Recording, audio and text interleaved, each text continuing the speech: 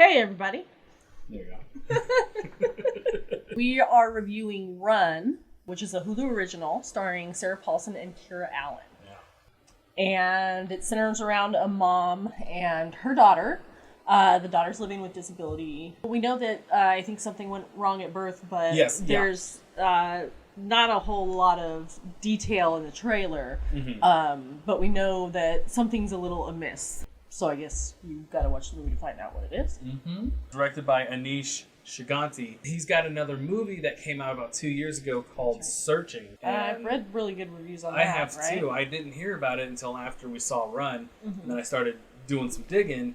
And they said that Searching got some really good reviews also. And it's got John Cho. And so automatically I'm like, oh, fellow Asian. Gotta support.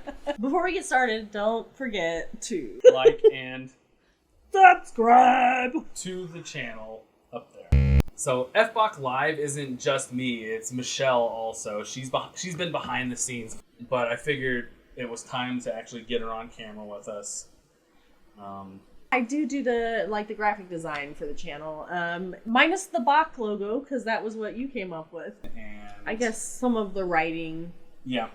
It's more like copy editing, I suppose, is what I do. We let Zoe choose what to watch during our movie night. She actually chose Run. Yeah. Because she wanted to watch something scary, but something that wasn't an obvious horror movie. And not only did we enjoy the movie, but she freaking loved it also. Yeah. I was loving seeing her. She would get really excited, just like you would in a horror movie that's like when you're an adult and you're like, what? Don't do that. Yeah. She's like doing that the whole time.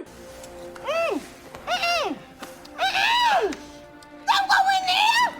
Sarah Paulson? Yeah. She's fucking crazy great. She's always good.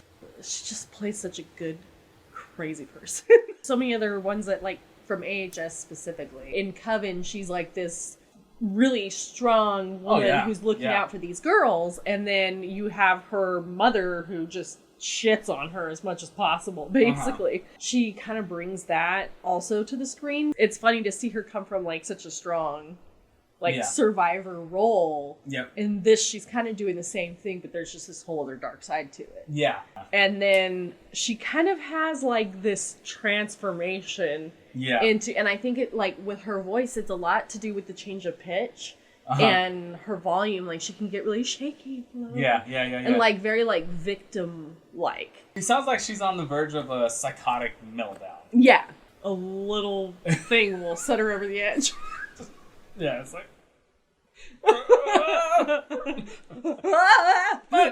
Like when you're doing this on the edge of a cliff. Windmill arms. Kiera Allen is new to acting.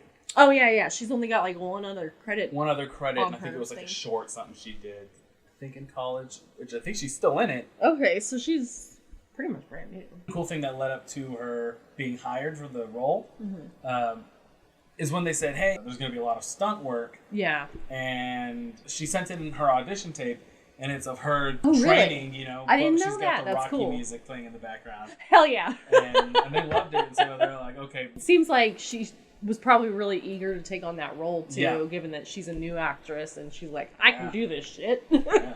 The directors and the casting directors were looking for an actual person living with a disability versus an actor pretending that they're disabled when they're actually not. You reminded me of a scene where she's at her desk and she like reverses real quick and then does this like shoot like 180 and like rolls through the doorway, and I'm like, okay, holy shit. It's like whenever people were auditioning for the role of Chloe, actresses would come in with a wheelchair for an audition and say, oh yeah, like I'm, you know, and they weren't actually disabled because the director or the writer, they specified that we want somebody that actually has a disability. Yes. And not... we don't want to just put some random person in a chair. And I think that was a smart casting choice because you can really see the difference that it makes. Exactly, because they did research on these people after they auditioned. They're like, I can see you walking on the beach that you took pictures and posted it to Instagram just now. You are the worst person. Yeah, banned from Hollywood. Best Bollywood, yeah. So she's at this support group for... Correct. The help group for mothers who homeschool their children, and so they're with them all the time. Yeah, and they're getting ready to send them off to college, and now they're going through, like, full-on empty nest syndrome, basically. Yeah.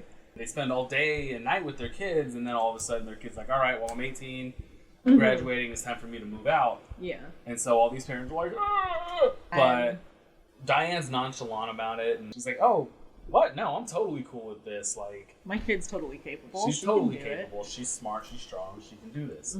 I'm not worried. Spoiler alert! She's hella worried. It shows all the different things that she does for her daughter. She's always, they do muscle exercises. She grows all of the food, like all the food for her out in the garden.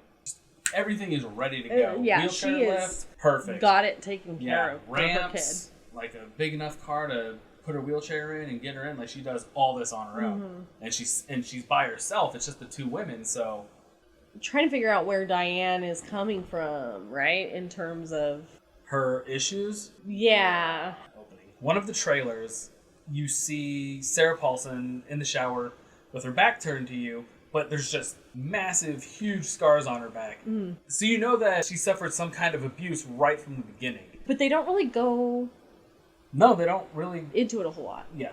It's a good thriller. Yeah. And there's enough twists without really having to go into her backstory, I think. Collider did an interview with Sarah Paulson and kind of fills in some of her backstory. If by the end of the movie you've got that question and you really want to know the answer, or at least something of an answer, then yeah, you go read that interview. And we'll put the link in the description. Okay. They've got that scene in the trailer when Chloe's trying to get on the internet. Oh yeah, and it's like pitch black. It's like, I don't know, like 2 o'clock in the morning or something. And she's sneaking down, especially she's in a wheelchair, so she has to worry about the machine not making a bunch of noise. Surprisingly, it's super silent. Whenever she gets off of the chairlift, she crosses in front of the camera, and there's like a hallway that leads into the kitchen. And your eyes don't see it at first, but at the table... She kind of just is Sarah Paulson like back. Sitting there like watching her. Yeah. Not even moving, just fucking watching. Yeah. Just kill me right now. I'd like to stop watching this. Yeah, I mean, it wasn't a horror movie, but there was some unsettling, like, just... It's more of a thriller, and it's, like, intense. Yeah. But that scene is done really well, because it's like, oh, this is... like, she's there! That's unsettling. Yeah. She's definitely up to something. Yeah. You know who has mastered the art of parenting? Diane. She mastered it. What did you think of that plot twist? That plot twist was fun. Again, I still want like more information on even the plot twist at the end, but it's still like it doesn't leave you with the sense of uncertainty, I guess. I was like, "Whoa, shit." That's what I said too. I was like, "Damn you!" Yeah. A good portion of the film takes place in the house. Yeah.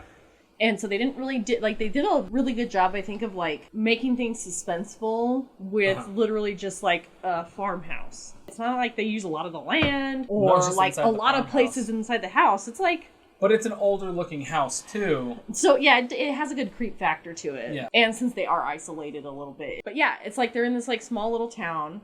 And there's like a couple scenes in the town, but for the most part, it's all just out at the house. The movie theater. There's only like the one movie theater in town. Yeah. And it's like real small. It's really interesting the way they juxtaposition that and use like such a limited set. It was a good, like an interesting exploration of pregnancy and motherhood affects your mental health, I guess. Yeah.